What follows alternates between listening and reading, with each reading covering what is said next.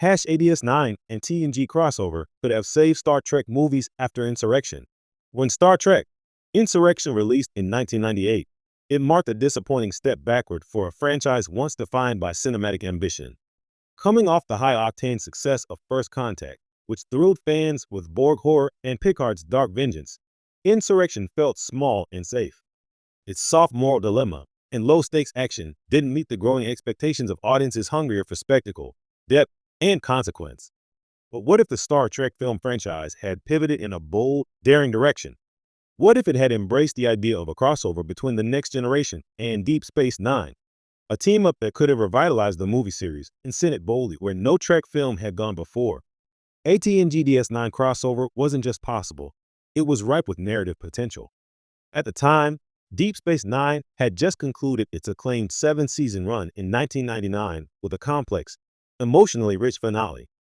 The Dominion War had pushed Starfleet's moral compass to its limits, and the show had proven that Star Trek could embrace serialized storytelling, darker character arcs, and political intrigue without losing its soul. On the other hand, TNG's characters were beginning to feel like they were treading familiar ground. Melding the thoughtful idealism of The Next Generation with the gritty realism of DS9 could have been the spark Star Trek movies needed post-Insurrection. Imagine a film where Captain Picard, worn down by the events of Insurrection and questioning his place in a morally ambiguous Starfleet, is drawn into a covert mission involving the remnants of the Dominion threat.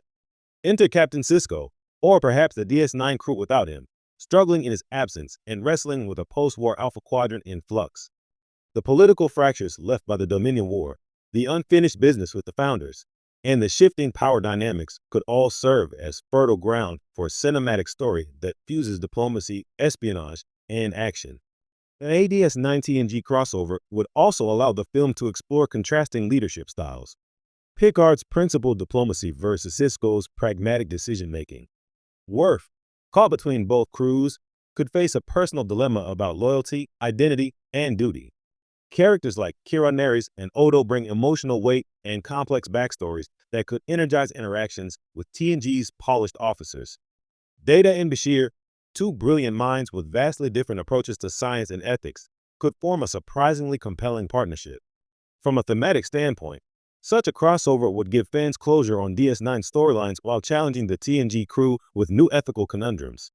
Instead of another self-contained morality play like Insurrection, the movie could dive into the lasting scars of war, the cost of peace, and the necessity of compromise in rebuilding a galaxy fractured by conflict. And unlike the typical crew versus alien of the week formula, this film could focus on internal Starfleet politics, perhaps a conspiracy to weaponize leftover Dominion technology, something that blurs the line between heroes and villains. There's even room for big-screen spectacle. Massive fleet battles involving rogue Jem'Hadar factions, infiltration missions on Cardassia Prime, or a race to stop a Founder uprising could give the film a grand scale. It would also deliver what fans of DS9 never got, a theatrical budget exploration of the post-war galaxy. At the same time, it would let the TNG crew evolve in a new political landscape, rather than retreading philosophical ground already better covered on television. This crossover could have also smoothed the path for Star Trek Nemesis. One of Nemesis's biggest flaws was that it isolated the TNG crew again with a generic villain and a disconnected plot.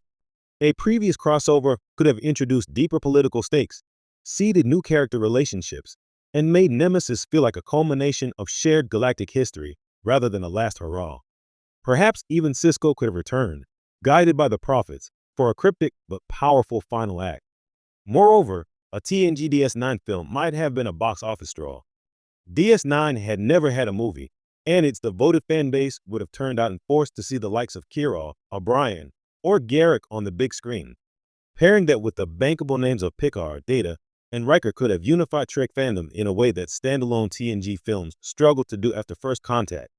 It would have brought together two Trek generations, pun intended, for a story that honored the franchise's past while redefining its future. The missed opportunity stings more when we consider how franchise filmmaking has evolved. Today, cinematic universes thrive on crossover events. The Avengers, Spider-Man, No Way Home, Doctor Strange, and the Multiverse of Madness. Had Trek embraced that formula early, it could have set the standard for franchise